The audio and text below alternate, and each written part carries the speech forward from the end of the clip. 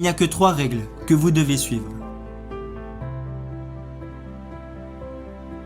Règle numéro 1, faites ce qui est bien. Faites le bien, évitez le mal et si vous avez un doute, regardez dans la Bible. Je ne crois pas que c'est bien de retrouver le portefeuille d'un coéquipier avant même qu'il l'ait perdu. Ça s'appelle du vol, mon garçon. Je l'ai trouvé, oui, mais il ne l'avait pas encore perdu. Faites ce qui est bien. Il n'y a jamais de bon moment pour faire de mauvaises choses. Et il n'y a jamais de mauvais moment pour faire de bonnes choses. Faites le bien et soyez honnête avec vous-même. Jeunes gens, profitez de la vie, amusez-vous. Vous allez avoir des problèmes, vous allez rencontrer des difficultés. Ça fait partie de la vie. Ce n'est pas parce que vous êtes diplômé que vous n'aurez pas de problèmes. Et ne racontez pas vos problèmes à tout le monde. Savez-vous que 90% des personnes n'en ont rien à faire ? Et les 10 autres pourcents sont contents que vous les ayez, alors vous feriez mieux de les garder pour vous. Vous allez avoir des problèmes, alors amusez-vous dans tout ce que vous faites.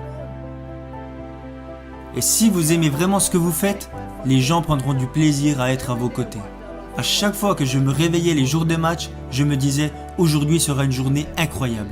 Et je le pensais vraiment, car si vous aimez vraiment ce que vous faites, les gens prendront du plaisir à être à vos côtés.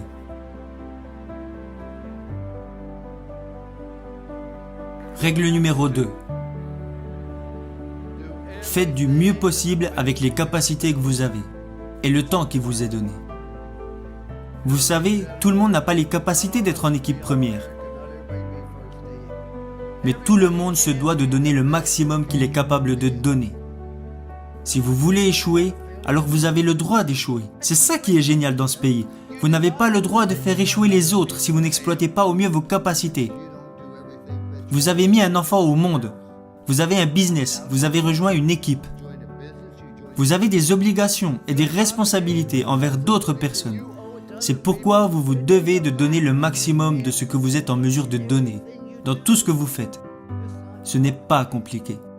Vous savez, jeunes gens, je suis né avec une cuillère d'argent dans la bouche. Je suis né à Follansbee, en Virginie occidentale. Je suis repassé à l'endroit où je suis né hier, vers 22h30. Je suis né dans la cave de ma maison, mis au monde par le docteur McGraw.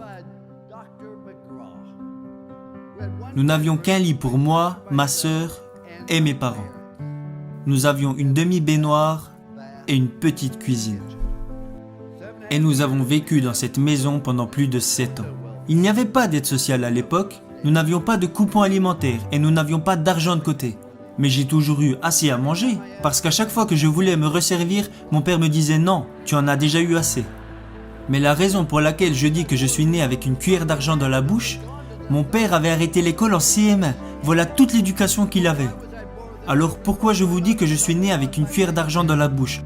C'est parce que mes parents m'ont appris que la vie est une question de choix, et qu'ils soient bons ou mauvais, ce sont vos choix qui vous définissent. Alors ne blâmez jamais les autres, car si vous recevez une bonne éducation et que vous êtes prêt à travailler dur et à surmonter les problèmes et les difficultés, alors dans ce grand pays, vous pouvez accomplir des choses extraordinaires.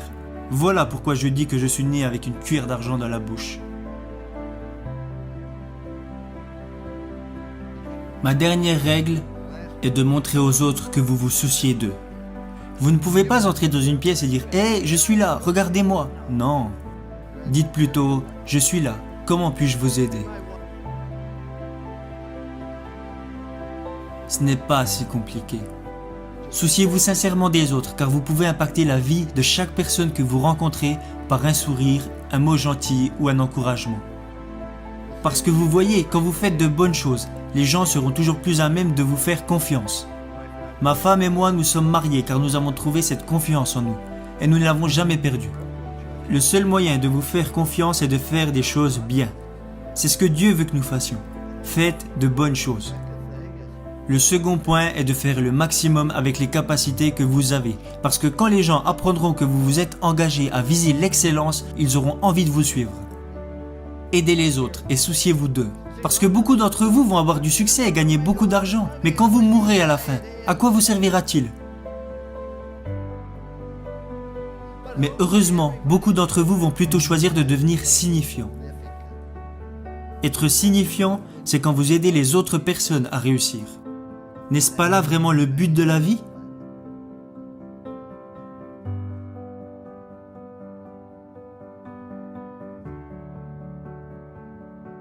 J'aurais aimé connaître ces 3 règles lorsque j'avais 21 ans, et je les utilise maintenant depuis plus de 40 ans. C'est pour cela qu'il y a une statue de moi devant l'école, même si je pense qu'ils l'ont plutôt mise là pour que les pigeons puissent se reposer. Mais si vous la regardez bien, il y a 3 mots inscrits au pied de cette statue. Confiance, engagement, amour.